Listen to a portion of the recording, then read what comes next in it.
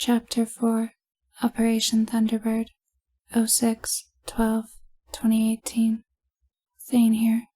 This one was a little strange, relatively speaking. It was myself, Jeffries, Barry, and Tanner again. The brass seemed to like keeping us together, even if we were smaller than a regular breach squad, so they started using us for the operations that didn't warrant a lot of loud noise and dead bodies. Results, as you'll see, tended to vary.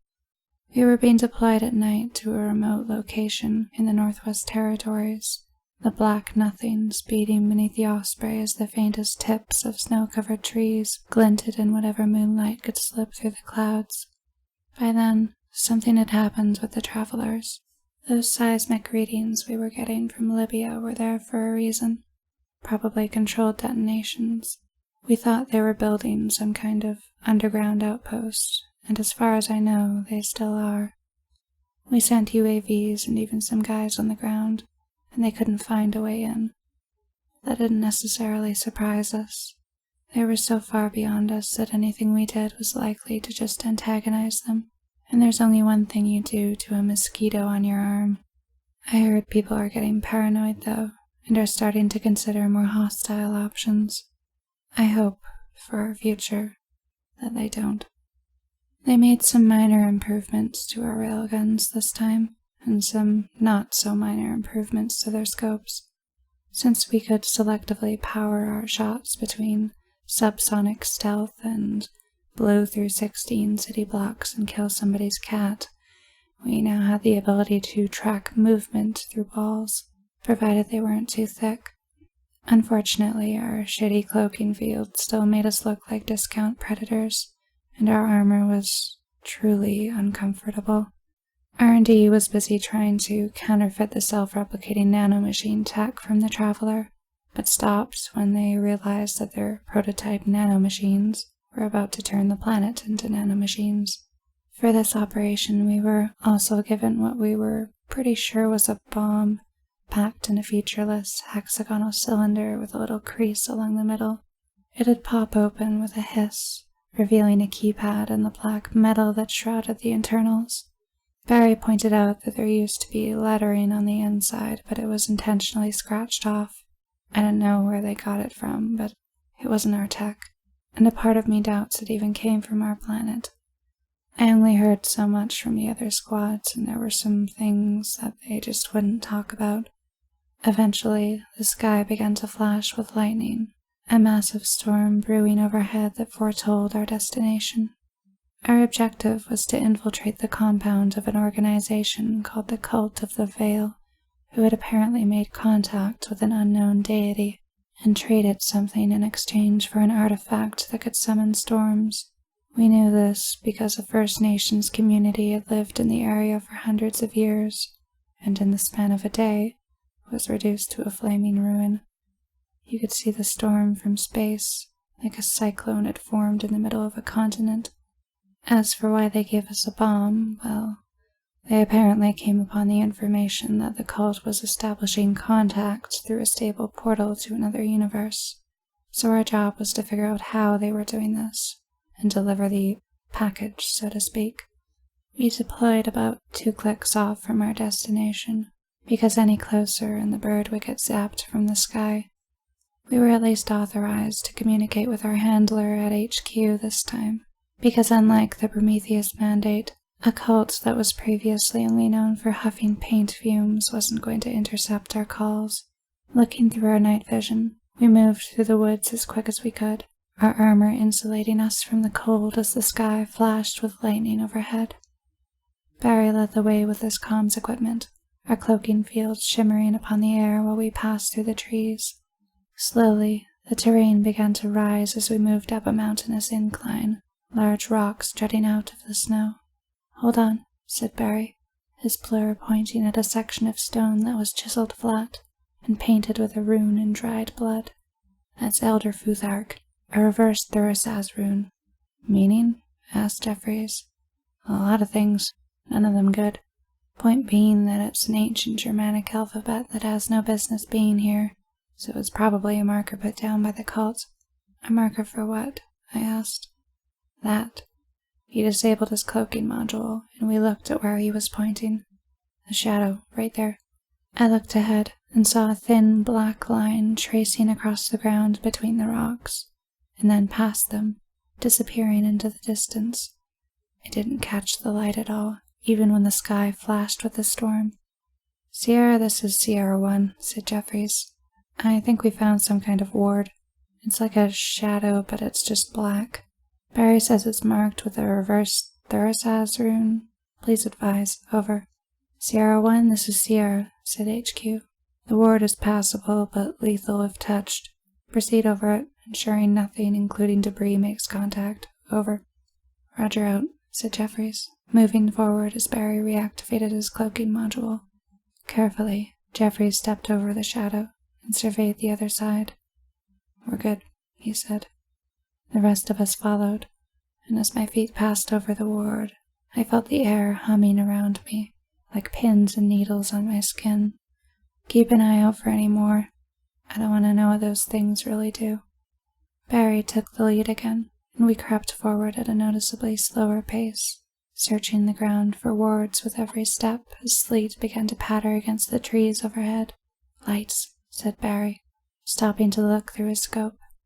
We moved up behind him, and I began to see the flicker of torchlight in the distance as the terrain leveled out, a powerful wind howling against us.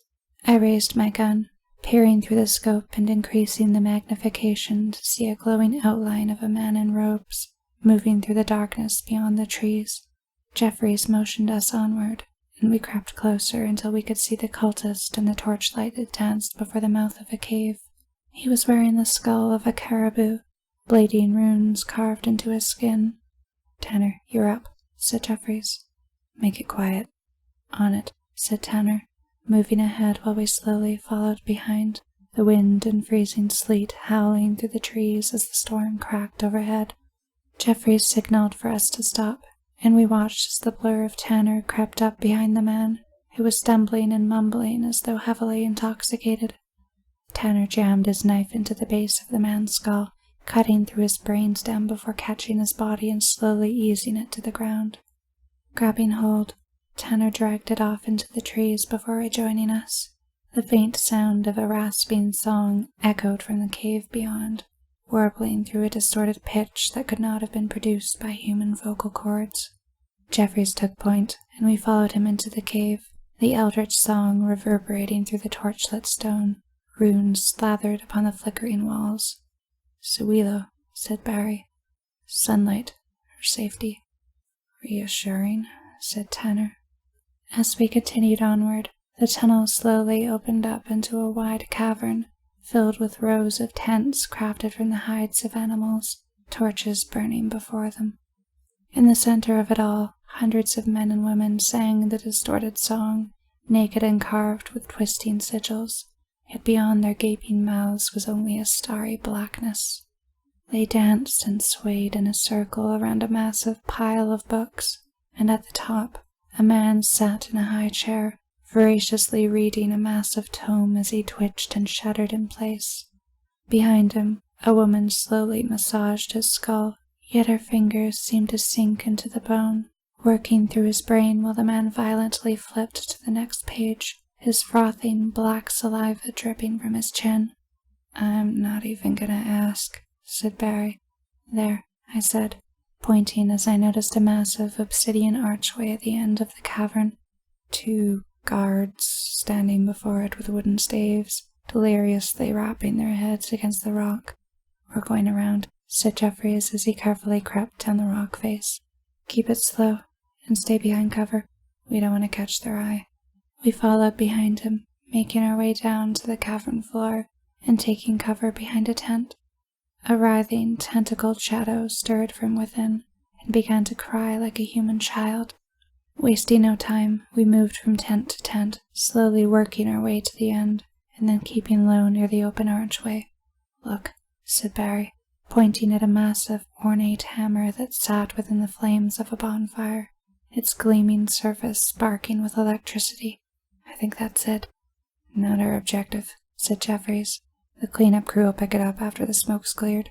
The man in the high chair started to yell something in another language, his barking intonation grating upon my ears. "That's Danish," said Barry. "The fuck are these people?" "What are they saying?" asked Jeffries. "Fill my skull," said Barry, sounding confused. The man was repeating the same thing over and over again. A high-pitched whine began to screech through the cavern, and I clenched my teeth in pain. Then it faded.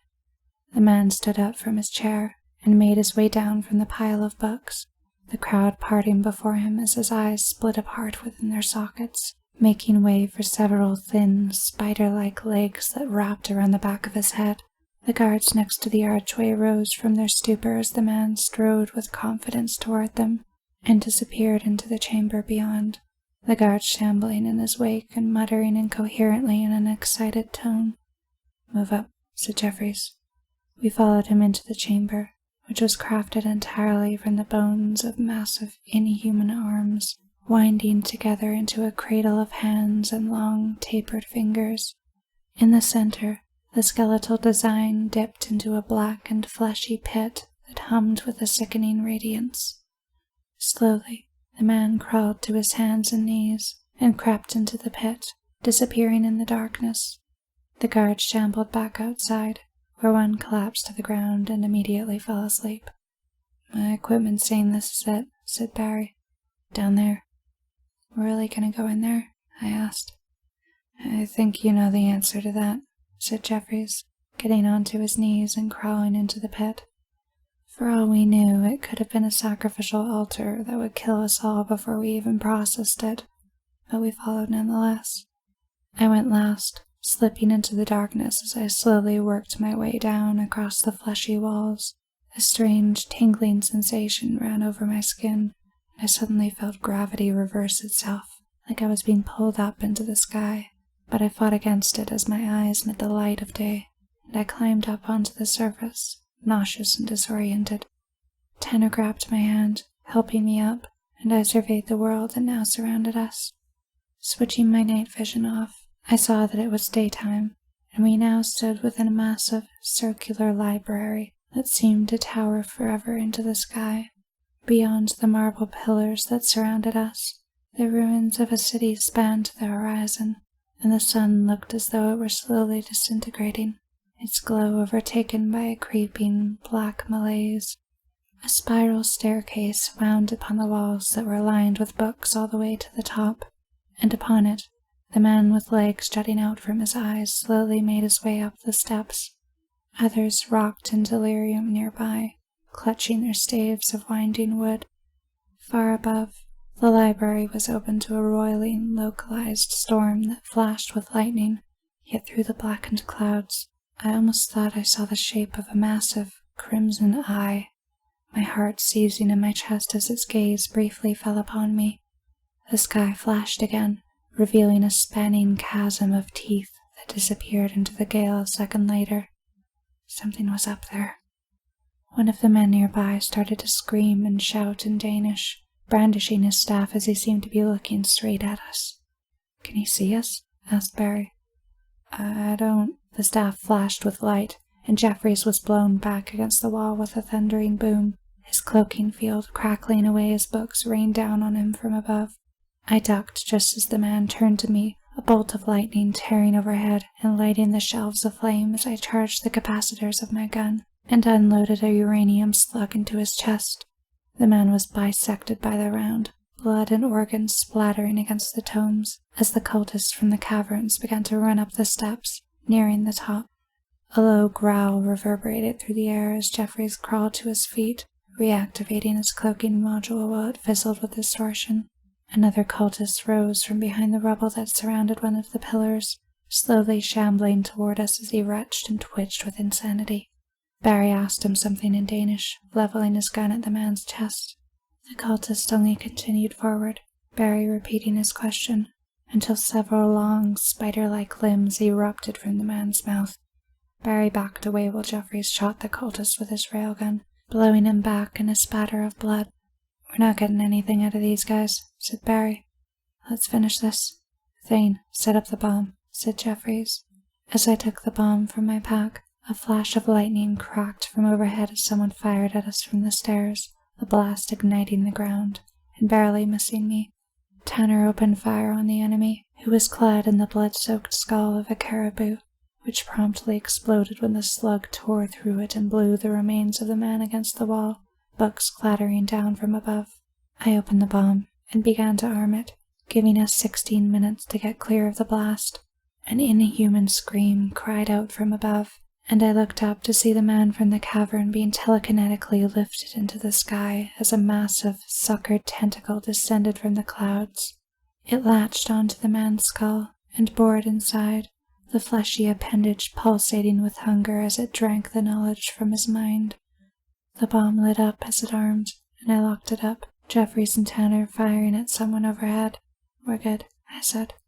"All right, get back," said Jeffries, firing again with a loud bang while an arc of lightning lashed against the nearby wall, flaming pages blowing through the air. An enormous, misshapen hand descended from the heavens above, coated with a black gangrene as its claws slowly reached for us. The others fired at it, forcing it to flinch back as its flesh was blown away, the sky rolling with thunder. "Hurry, we'll cover you."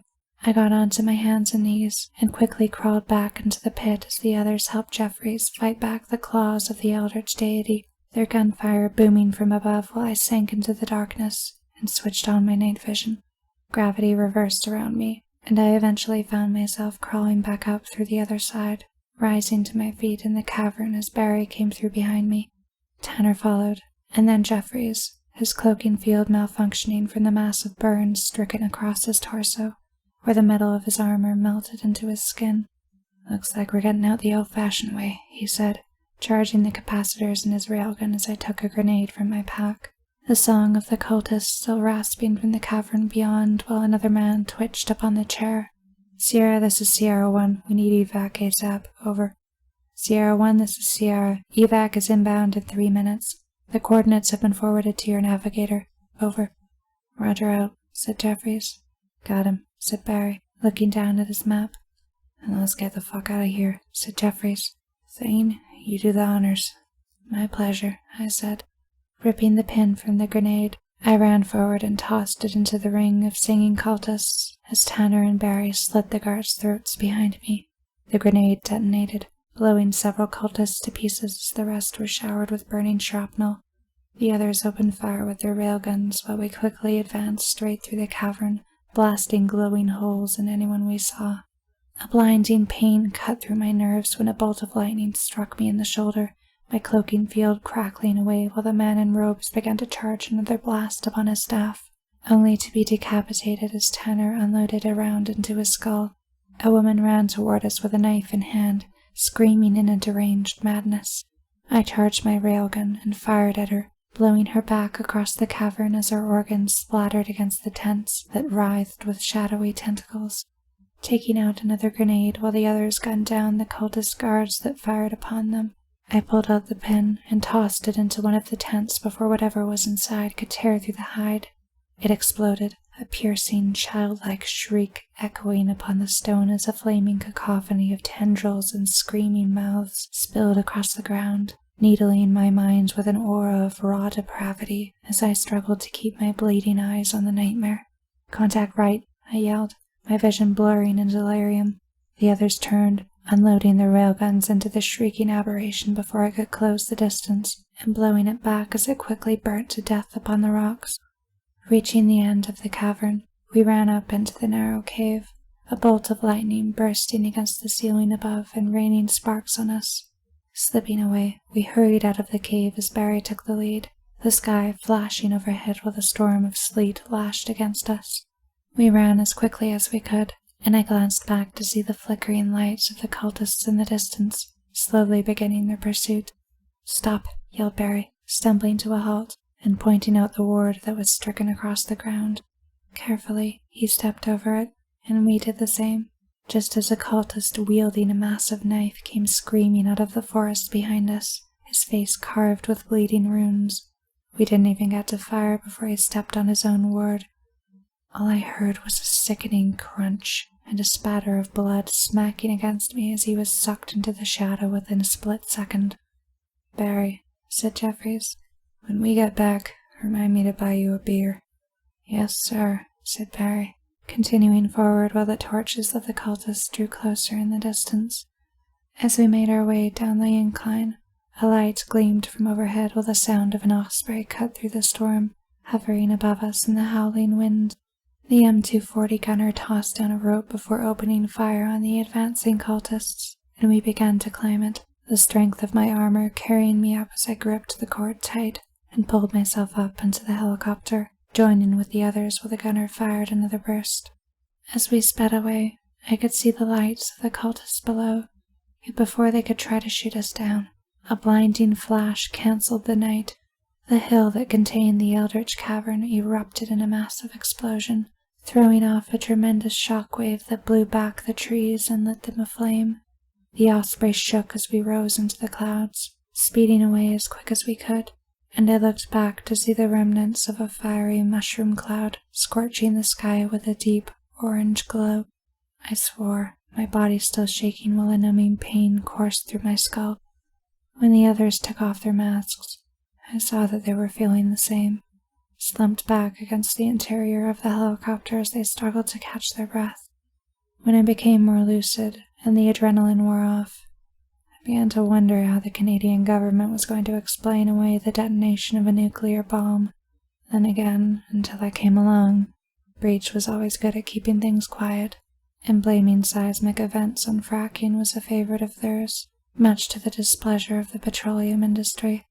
Some other teams went back to clean up the mess, but thanks to everything being vaporized, they didn't find anything of note beyond the hammer. And yes, they're calling it Mjolnir. It's currently powering another outpost that's being used for the development of an artificial intelligence, on account of them being too terrified to even touch the Traveler's antimatter core. Speaking of covering things up, I got a visit today, just not at my apartment. There's a special kind of oh shit that you feel when you get cornered in an alley by 4 guys with submachine guns. Turns out that they don't particularly care about me running my mouth, because anyone that's heard of these is under the impression that they're works of fiction. They do want to keep an eye on me, though, in a very close and personal way. I'll be joining my old squad, for whatever it's worth, and they made it clear that it wasn't a request. I can't say I'm looking forward to it. The camaraderie was great, but at the end of the day, I got out because my mind was starting to break. Nobody's meant to see the things that we've seen, and if something major's about to happen, I'd rather be freezing in Alaska than fighting on the front lines. I heard another small town got overrun by the Roots in North Dakota. They firebombed the whole place and removed any trace of it from the internet, like it never even existed. Here's hoping they figure out how to stop it. Next up, if I'm still breathing, I'll tell you about the one in Egypt. An archaeologist found a hidden passage in KV-62, or the tomb of Tutankhamun, and it led to an upside-down version of Earth. Until then, thanks for reading, and don't drink the tap water.